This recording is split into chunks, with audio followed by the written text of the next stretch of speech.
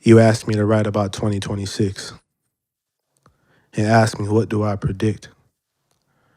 I find myself asking if I should speak about the world or myself and get personal. So I chose to get personal. I'm bad at showing my emotions, but using my words, I can express things that hurt to show. In 2025, it hurts to show. But 2026 is my year for growth. See, my prediction is success and elevation, no more stagnation. I was once like a still pool of water, but now a river that ebbs and flows with changes. This year, I've getting rid of bad tendencies, moving pieces and creating a new mosaic. Simply shifting broken pieces can change your point of view, so it's worth the rearrangement. See, 2025, I went through struggles. I was warring with myself, slapping the hands that reached out to me when I was down and needed help, blinded by my ego, deaf to guiding voices, pushing away all forms of assistance, all while playing the cards that I was dealt. Had it not been for all the prayers and support, I would have lost the hand. Many times over, I would have been dead, but that wasn't in his plan.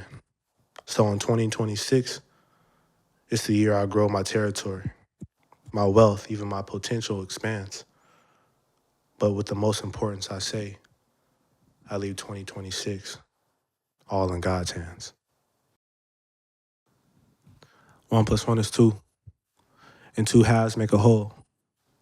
But now my heart is a vast hole that was left to erode when you emotionally packed your bags and hit the road. See, you're the yin to my yang. And now that you're gone, I felt the pain after the bang. Dang, I'm going insane. My life's too plain. Picked up and flew up and dropped by a plane. Falling too fast, I might hit the ground before the rain. See, I just wanted to give you my heart's fire, but I was punished like Prometheus and bound in these chains, holding me back, nowhere to go. No light shining as I'm looking to and fro. Pain so bad I can't express it, like I stubbed my big toe. See, faster from your love is worse than 40 days and 40 nights. Worse than knowing I'm gonna die in 40 days by the trample of 40 nights. It's the worst thing ever. When we was together, the only thing I saw flash were the lights, but the only thing I saw flash when you left was my life. Nightmares being forged while I'm tucked in these covers, sewed from strife. This pillow I sleep on feels hard and sharp. I guess I'm sleeping on a knife. See, depression planted in my life and left to be picked by the hands of suicide when it's perfectly ripe. Yes, 1 + 1 is 2. So how am I supposed to be whole without you? I might as well slit my wrist and drown in the pool because I'm only half of this equation. And you won't come back to me no matter the persuasion, no matter the occasion. Tulips, roses, orchids, irises, you're my flower, so I can't help this emotional invasion. Because you're my other half. Yes. 1 + 1 is 2. I'm dipping my hand into a cookie jar labeled emotions. And my subconscious is telling me don't be stupid. You know the consequences for catching feelings, but I'm tripping over shoelaces waiting to be knotted by love. Waiting like a catcher playing baseball with an open cushion glove. I guess I am acting stupid.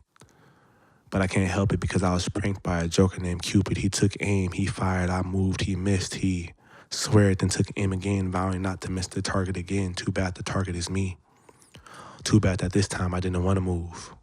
I wanted to see how the sequence would play out if I allowed this wall I built stronger than Jericho's to crumble away with each laugh that escapes the clutches of your greedy lips. I wanted to test the limits of my regenerating trust. I wanted to explore the uncharted depths of passion that has been stretching its hands, no, stretching its currents we call affection to pull me down under and drown me in every genre of emotion known to man, leaving me gasping for the air that I call you, praying and hoping that my lungs are strong enough to expand once more to be filled with something other than the toxin known as loneliness, praying and hoping that my heart doesn't stop when it experiences joy, but I'm okay if it skips a beat because I know that it's just trying to synchronize its beat with yours. Cookie jar. It's my overtime though. See, hot and fresh out the oven, it's like God said, come and get it. Sweet baked scent, body soft, round but firm. P.S. No need to handle with care. No need to be scared even if I do dip in, I mean, milk that is. Cause that cookie don't crumble. For that reason, I'll take my cookie over second. See, cookie months to season, I'll turn blue and eat that cookie if you beckon. I've never been big on sweets you bake, but that cookie sure do look good sitting in front of all that cake. I won't complain cause I got a sweet tooth for this type of chocolate on my plate. Shoot, I'm trying to help with that second batch, but I'll wait.